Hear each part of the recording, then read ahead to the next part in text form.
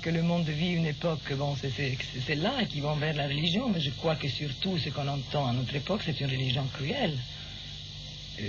Donc c'est même dangereux, c'est très dangereux, car il n'y a rien de pire que le fanatisme. Vous arrive de trouver un peu de temps pour penser à tout ça?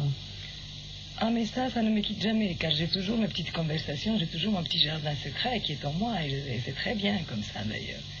Vous parlez avec vous, mais vous parlez avec quelqu'un aussi. Quand je dis mon jardin secret, oui, finalement je parle avec moi-même, mais c'est autre moi-même, enfin c'est quelqu'un, c'est aussi moi-même. On parlait de solitude, la solitude vous a fait peur pendant un moment, mais maintenant je crois que vous êtes bien avec la solitude, que vous la recherchez, même elle va être très entourée, là, très prochainement. Vous avez besoin d'être seul. C'est-à-dire, voilà, j'aime bien avoir des amis autour de moi, mais j'aime aussi, par exemple, je n'aime pas dans mon travail avoir beaucoup de gens, je ne suis pas...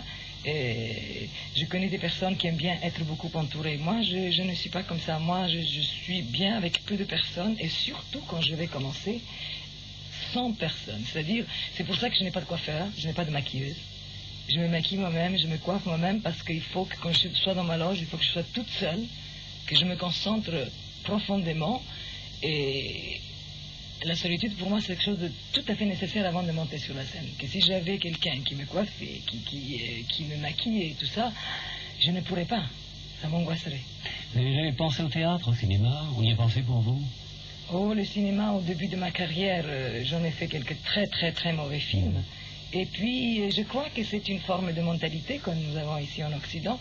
Le cinéma, c'est le cinéma, le musical, c'est le musical, le théâtre, c'est le théâtre. Les artistes ne se mélangent pas. Des choses différentes aux États-Unis, parce que là-bas, d'ailleurs, là-bas, dès qu'ils commencent, il faut qu'ils sachent jouer la comédie, danser, chanter, un peu de tout.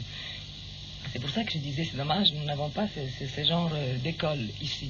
Il faudrait penser, d'ailleurs. Pourquoi ne pas en former? Vous pensez donc qu'une comédie musicale ne pourra jamais avoir une forme de succès en France? Ah, non, je n'ai pas dit ça. Oui, on pourrait, bien sûr. Pourquoi pas? D'ailleurs, moi, je crois même que les gens, on va maintenant vraiment vers la comédie musicale. Je crois qu'il y a une soif du public pour le spectacle. Donc, s'il y a soif pour le spectacle, il y a sûrement soif pour une comédie musicale. Alors, nous sommes à quelques heures du 1er janvier 1980. Vous allez vous offrir des disques ou des livres, s'il fallait choisir? Ah, mais les deux. Pourquoi choisir? Je peux avoir les deux. Vous avez quand même hésité. J'ai hésité, mais parce que tout d'un coup, il y a toujours le choix. Et c'est-à-dire, le choix, c'est comme le bien. Vous attendez les livres tout de suite? Oui, non, mais le choix, pourquoi choisir si on peut avoir les deux? Voilà une chose aussi que j'ai apprise. Alors maintenant que vous vous lancez dans cette grande aventure, je crois que vous n'avez plus aucune raison d'être jalouse. Parce que vous avez pu être jalouse à certains moments des succès des autres, non? Ah non, voilà, alors il y a quelque chose en ce qui me concerne, mais vraiment, je n'ai jamais été jalouse de qui que ce soit, et ça, les gens qui sont autour de moi, ils peuvent vraiment vous le dire. Je suis très ambitieuse, mais je ne suis pas jalouse du tout, car j'estime que chaque être est unique, et chaque être dans ce qu'il fait est unique, donc il a sa place dans le monde, absolument.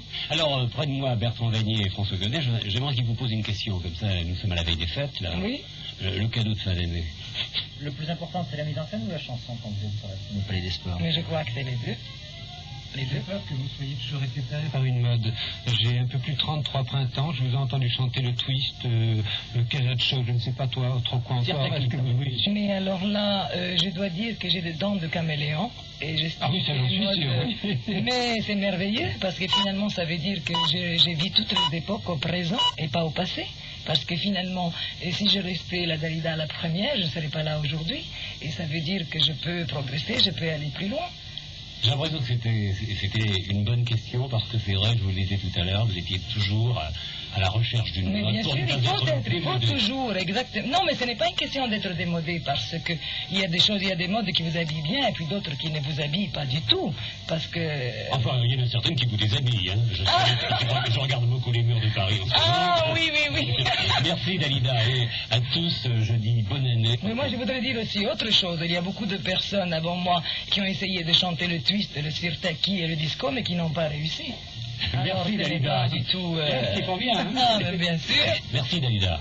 Et bonne chance et bonne année pour votre tournée mondiale. Merci.